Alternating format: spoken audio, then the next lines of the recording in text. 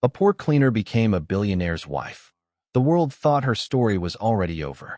It was only the beginning, because 9 months later, she held her newborn son for the very first time. Perfect, healthy, loved. 3 nights later, he was gone.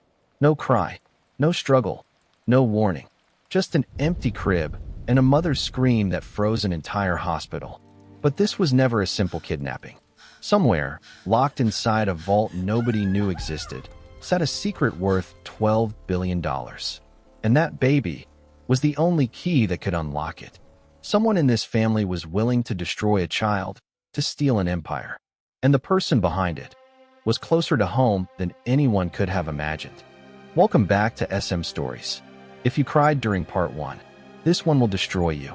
Before we begin, subscribe to SM Stories so you never miss a story like this again. Now, let's continue. 6 months after the wedding, Amara was no longer invisible. She was Mrs. Okafor now, pregnant, glowing, safe, or so she believed. Kingsley came home early every night. He read reports with one hand and rested the other on her belly. "What if he has your eyes?" he asked one night. "What if she has your stubbornness?" Amara laughed. Grace visited often. Chitty visited every weekend, teasing his sister for finally becoming soft. Even Ifioma had changed. Quiet now, humbled. It looked like the story was over. It looked like they had already won. But in a locked office nobody entered, a man read one line, again and again. If Kingsley Okafor fails to produce a legitimate heir within 2 years of his father's death, control of the Okafor Trust transfers to the senior surviving family member. He smiled. Not if there's no heir left to inherit anything. Rain. Midnight. Screaming. At 11:47 p.m., a boy was born. They named him Daniel. Grace wept holding him. "He has his grandfather's forehead," she whispered. "Some things return to us." None of them knew yet how much truth was hiding in that one sentence. For 3 days, before anything went wrong, the private wing didn't feel like a hospital. It felt like heaven. Kingsley, the man who once terrified an entire boardroom with a single look, sat on the floor at 2 a.m. trying to fold a diaper the wrong way for the 4th time. "How is it possible," he muttered, "that I can close a 9-figure deal in 10 minutes and lose this fight completely?" Amara laughed so hard she had to hold her stitches. "Give him here, Billionaire." Grace came every morning with a different lullaby, songs her own mother had sung to her 50 years earlier. She held Daniel against her chest and hummed until the whole room went still. "You sing to him like he already knows the words," Amara said once, watching her. Grace smiled, something quiet and far away behind her eyes. Every child deserves at least one person who never stops singing to them. Chitty arrived Friday evening, dropping his university bag at the door, and refused to put Daniel down for 2 hours straight. "Uncle Chitty," he kept whispering to the baby, grinning like a boy half his age.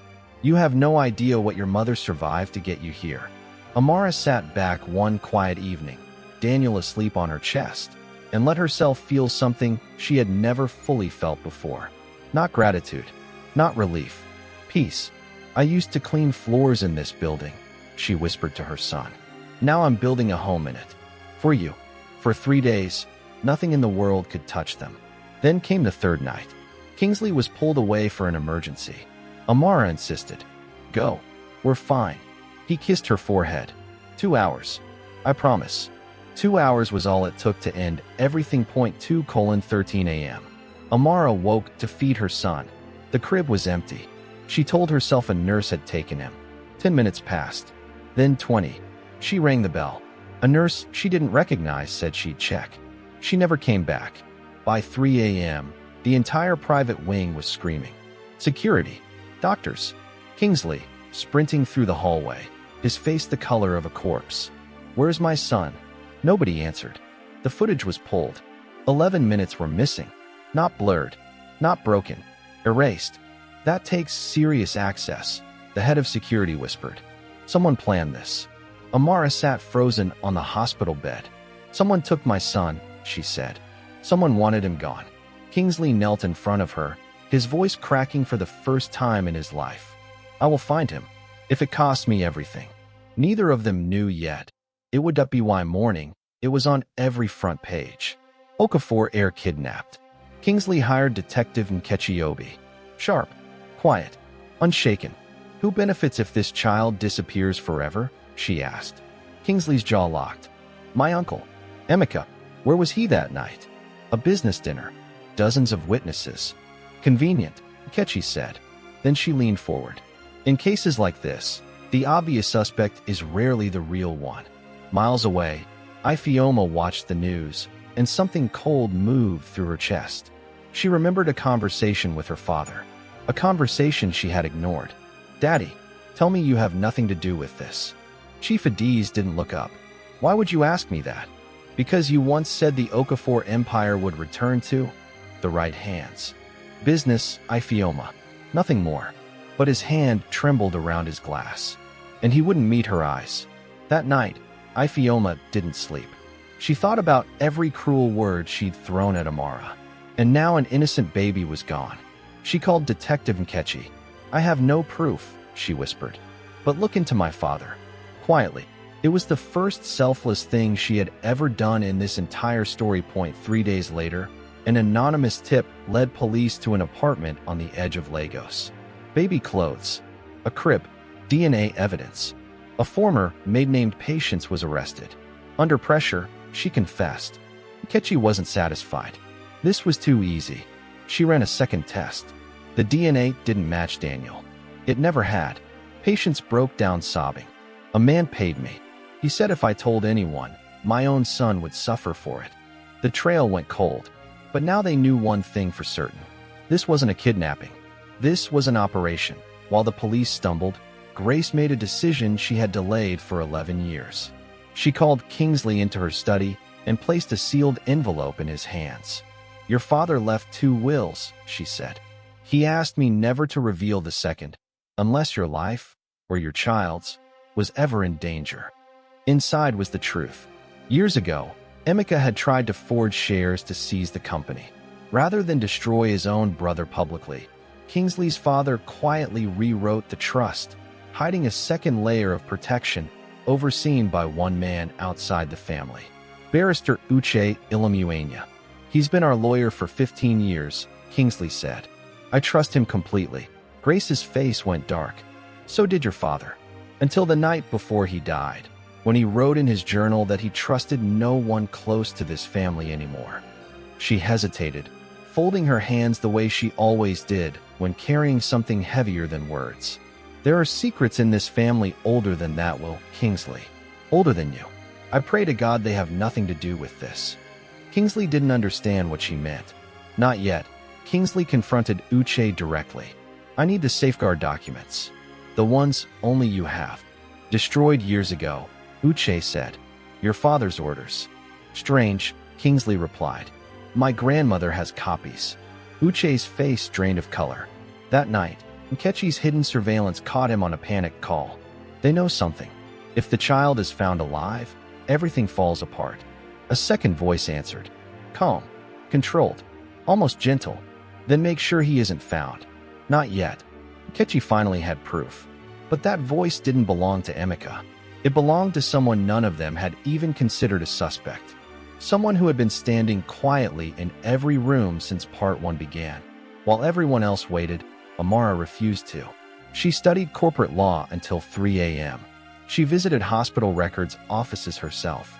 She found what the police missed. A temporary nurse hired for exactly 1 week, employment records incomplete, gone the same night Daniel vanished. She brought it straight to Nkechi. You should be doing this professionally, Nkechi said, stunned. I am, Amara said. For my son. Kingsley watched his quiet wife become something else entirely. You scare me a little now, he admitted. Good, Amara said.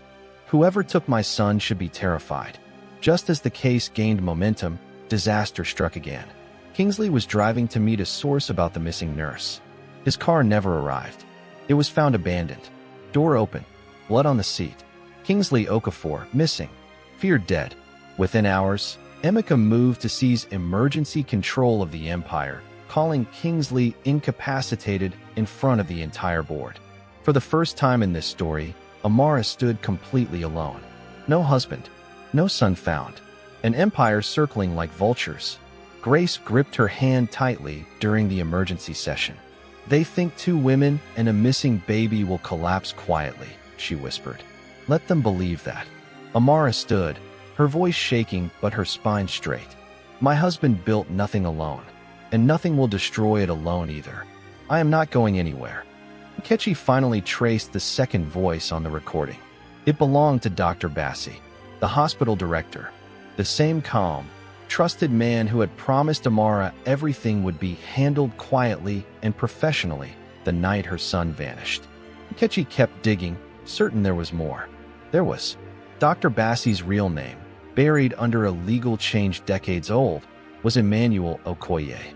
Grace's face went white when Nkechi said the name aloud. Because 40 years earlier, before she ever married Kingsley's grandfather, Grace had given birth to a son born out of wedlock, in a family and a time that would have destroyed her for it. Her own father had forced the child away in secret, telling everyone the baby had died. Grace had spent 40 years believing that lie herself, mourning a child she thought was gone. Until the day, only 3 years ago, a stranger calling himself Dr. Bassi reached out to the family for a business introduction, and she never once recognized her own son's eyes. Emmanuel had spent his whole life discovering, piece by piece, that he had been born first, born in Okafor by blood, and erased from a family that never even knew to look for him. He didn't want revenge on strangers. He wanted what he believed was always his. I didn't take your son to hurt him, Emmanuel said later, when they finally found him. I took him because nobody ever asked if I wanted to be found. I decided this family would finally learn what it feels like to lose a child they never got the chance to know. Grace stood in front of the son she had mourned for 40 years and the grandson he had stolen, and for a long, silent moment, no one in the room could speak at all. Using the recordings, hospital logs, and Amara's own research, Nkechi's team traced a property outside Lagos, buried under shell companies linked to Emmanuel. A silent raid was launched before dawn. Inside, Kingsley, weak, chained, alive. In the next room, Daniel, cared for by the same terrified nurse who had taken him, threatened into silence to protect her own family. Amara reached her son first. She fell to her knees, sobbing, holding him against her chest like she would never let go again. Then she turned to Kingsley, pulling him up, holding him just as tightly.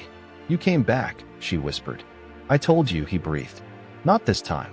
The final battle happened exactly where the Empire's future would be decided. The shareholders' meeting. Cameras everywhere. The whole country watching.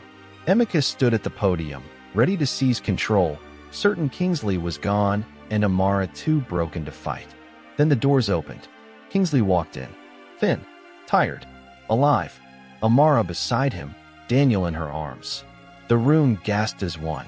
Nkechi followed, playing the recordings aloud. Emmanuel's voice, Uche's voice, Emeka's own voice, caught agreeing to let the deadline handle the rest. Chief Adiz scrambled to distance himself on live television, ending his family's business ties forever. Uche was arrested where he stood.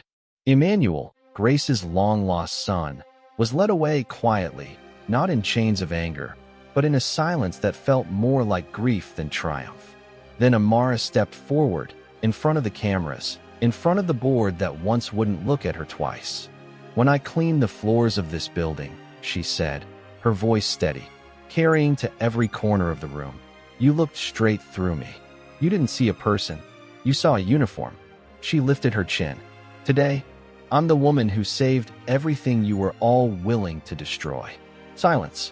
Then, from the back of the room, applause that no one tried to stop. Kingsley took her hand in front of everyone. I built an empire out of steel and contracts, he said quietly. You held it together with nothing but love. That was never a fair fight. Later, away from the cameras, Ifeoma found Amara alone. I called Nkechi that first week, she admitted. About my father. I didn't know if you'd ever forgive everything I did before. Amara studied her for a long moment. You helped bring my son home, Ifeoma. That matters more than anything before it. Ifeoma's eyes filled. I spent my whole life believing love was about status. Watching you fight taught me what it actually means. For the first time in this entire story, the two women embraced. Not out of obligation, out of something real. Weeks later, the fire had gone quiet. Kingsley healed slowly, holding Daniel a little longer each night. Grace rocked her great-grandson by the fireplace, her mind somewhere far away, 40 years in the past, and somehow, finally, at peace with it. A mother never really loses a child, she said softly, even when the world tells her to believe she has. Chitty held his nephew, laughing through tears. Welcome to a family that never gives up, small man. That night, Amara sat beside Kingsley, watching their son finally sleep in peace. We survived, Kingsley whispered. We did more than survive, Amara said. We proved love is stronger than any empire. They tried to erase a child to steal $12 billion. They believed a poor maid's love meant nothing against billionaires and buried family secrets. They were wrong. Amara didn't just bring her son home. She held together a family that had been quietly breaking for 40 years, long before she ever walked through its doors. If part 2 hit you even harder than part 1, don't forget to like this video and subscribe to SM Stories. Comment below and tell us which twist shocked you the most. More stories like this one are coming every week. Thank you for watching, and we'll see you in the next story.